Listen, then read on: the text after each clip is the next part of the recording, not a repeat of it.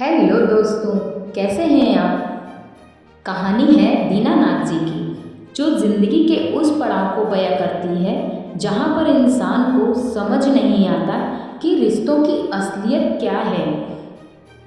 शहर के एक आलीशान घर की बालकनी में 65 साल के दीनानाथ जी बैठे थे। हाथ में चाय का कप था, लेकिन चाय ठंडी हो चुकी थी। सड़क पर दौड़ती गाड़ियों को देख रही थी, पर मन अतीत की गलियों में भटक रहा था। दीनानाथ जी ने अपनी पूरी जिंदगी अपने बेटे आकाश को बनाने में लगा दी। अपनी छोटी छोटी खुशियों को मार दिया ताकि उनका बेटा शहर के सबसे बड़े स्कूल में पढ़ सके। जब आकाश की नौकरी लगी तो उन्हें लगा कि उनकी तपस्या सफल हो गई। उन्होंने अपने जीवन भर की जमा पूंजी लगाई, शहर में एक बड़ा घर बनवाया और सब कुछ बेटे के नाम पे कर दिया। था कि मेरा बेटा बुढ़ापा संवारेगा। वक्त बीता, आकाश की शादी हुई। धीरे धीरे घर की आबो हवा बदलने लगी। अब दीनानाथ जी घर के मालिक नहीं रहे, बल्कि एक कोने के किराएदार बन के रह गए थे। एक दिन की बात है, दीनानाथ जी की तबीयत खराब हो गई। उन्हें तेज बुखार था। उन्होंने कमरे से बाहर आकर बहू से कहा, बेटा जरा डॉक्टर को फोन कर दो, बहुत घबराहट हो रही है।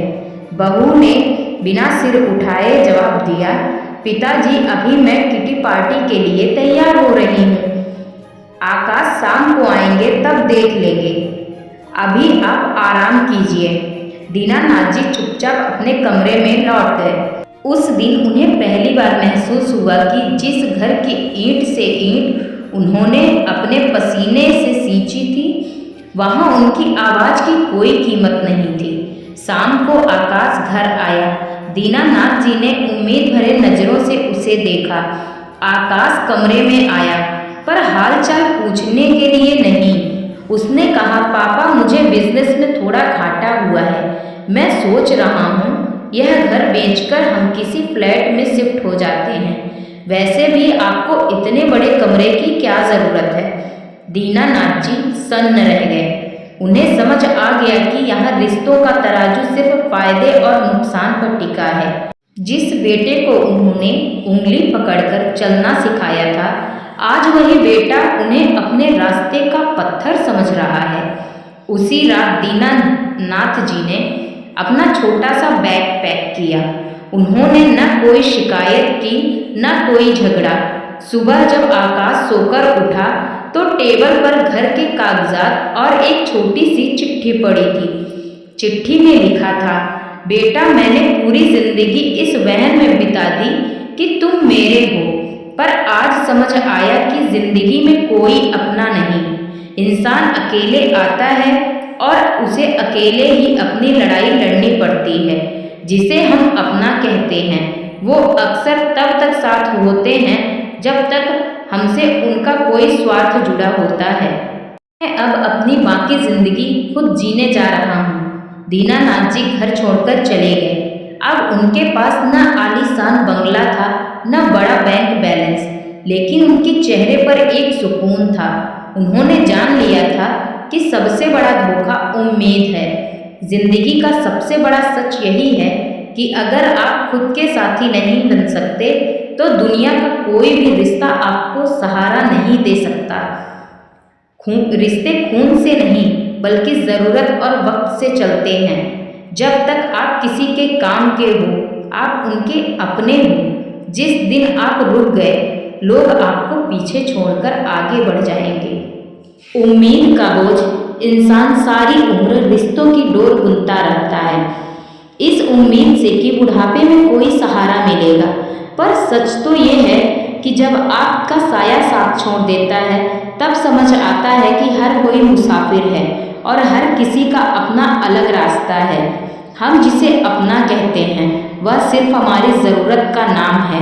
जब तक आपकी जेब भरी रहती है और कंधे मजबूत हों, दुनिया आपके कदमों में झुकेगी। जिस दिन हाथ खाली हुए और आवाज़ लड़खड़ाई, उस दिन आप पराये हो जाते हैं। लोग आपको नहीं, आपकी हैसियत को सलाम करते हैं।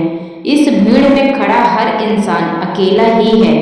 जिंदगी ने एक ही सबक सिखाया है कि किसी से उम्मीद मत रखो। प्यार, वफा और साथ ये शब्द हैं, सिर्फ किताबी में अच्छे लगते हैं। हकीकत में तो जब इंसान खुद की परवाह होने लगती है तो वह सबसे पहले अपने को ही भूल जाता है। यहाँ कोई किसी का नहीं होता, सब मिट्टी का।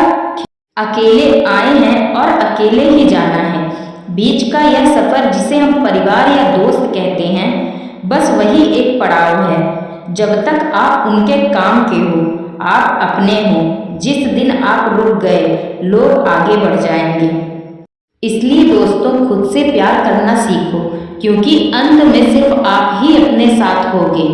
छोटी सी कहानी यही बयां करती है कि रिश्तों की हकीकत क्या है, हमें किस चीज़ की ज़रूरत है या नहीं है। हमें ये पहले ही तय करना होगा कि हमारी ज़िंदगी में आगे हम क्या कर सकते हैं। जब तक आपका शरीर आपका साथ देता है, तभी तक लोग आपके साथ हैं, वरना जैसे ही आप एक ऐसे पड़ाव पे पहुंचते हैं तो लोगों की अहमियत सामने आने लगती है। इसलिए दोस्तों, संभलिए, खुद से प्यार करिए और खुद के लिए समय दीजिए। हंसते रहिए, मुस्कुराते रहिए। फिर मिलेंगे अगली वीडियो के साथ। दोस्तों, अगर आपको मेरा ये वीडियो पसंद आया हो, अगर आप भी इससे इत्तेफाक रखते हैं तो प्लीज़ कमेंट में अपनी राय ज़रूर बताएं। धन्यवाद दोस्तों।